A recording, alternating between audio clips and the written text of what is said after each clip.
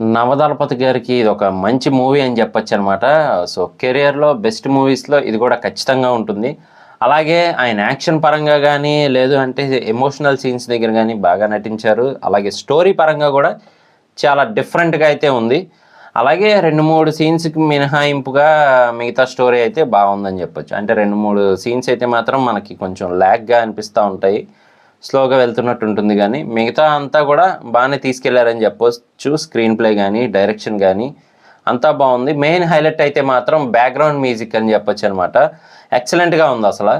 So ఇంతకీ మనం మాట్లాడుకోబోతున్న movie ఏంటి అంటే కనుక ఇంకా ఏదో కాదండి, మన సుధీర్ బాబు గారు నటించిన హరోం హరా మూవీ. సో చాలా డిఫరెంట్గా ఉంది. అలాగే ఆ స్లాంగ్ కానీ అదంతా కూడా ఆ నేటివిటీకి తగ్గట్టుగా బాగా మెయింటైన్ చేశారని చెప్పొచ్చు. అలాగే సునీల్ గారి క్యారెక్టరైజేషన్ కానీ మిగతా వాళ్ళ క్యారెక్టరైజేషన్ కానీ చాలా బాగుంది. అంటే ప్రజెంట్ కాలానికి సంబంధించింది కాకుండా కొంచెం బ్యాక్ టైంది అయితే స్టోరీని తీసుకొచ్చారని చెప్పొచ్చు. అలాగే దానికి తగ్గట్టుగానే అట్మాస్ఫియర్ కూడా బాగా సృష్టించారు. ఆ లొకేషన్స్ అవన్నీ కూడా బాగుంది మూవీ చూడడానికి అయితే మాత్రం. సుధీర్ బాబు గారికి ఇలాంటి మూవీస్ ఇంకొక 4-5 అంటే ఇలా డిఫరెంట్ స్టోరీస్ పడితే మాత్రం మంచి ఫామ్లోకి వస్తారని చెప్పొచ్చు. అలాగే ఆయన యాక్టింగ్ కూడా ఇంతకుముందు మూవీస్కి ఈ మూవీకి కంపేర్ చేసినా కూడా నెక్స్ట్ లెవెల్లో ఉంది అసలు. సో బాగుంది మూవీ అయితే, పర్ఫెక్ట్గా ఉందని చెప్పొచ్చు. ప్రజెంట్ అయితే ఆహాలో స్ట్రీమింగ్ అవుతూ ఉంది. మెయిన్ స్టోరీ ఏంటి అంటే కనుక అతను ఫస్ట్ నుంచి కూడా ఒక అసిస్టెంట్ ల్యాబ్ టెక్నీషియన్ అంటారు కదా, సో అలా పనిచేస్తూ ఉంటారనమాట. కాకపోతే తెలిసిందే కదా, చెయ్యని తప్పు కంటే ఎవరికైనా కోపం వస్తూ ఉంటుంది. అలా ఆయన తిరగబడడం జరుగుతుంది. తిరగబడటం కూడా ఆ ఊరి మొత్తానికి కూడా భయపెట్టే వాళ్ళతోనే తిరగబడాల్సి వస్తుంది అనమాట.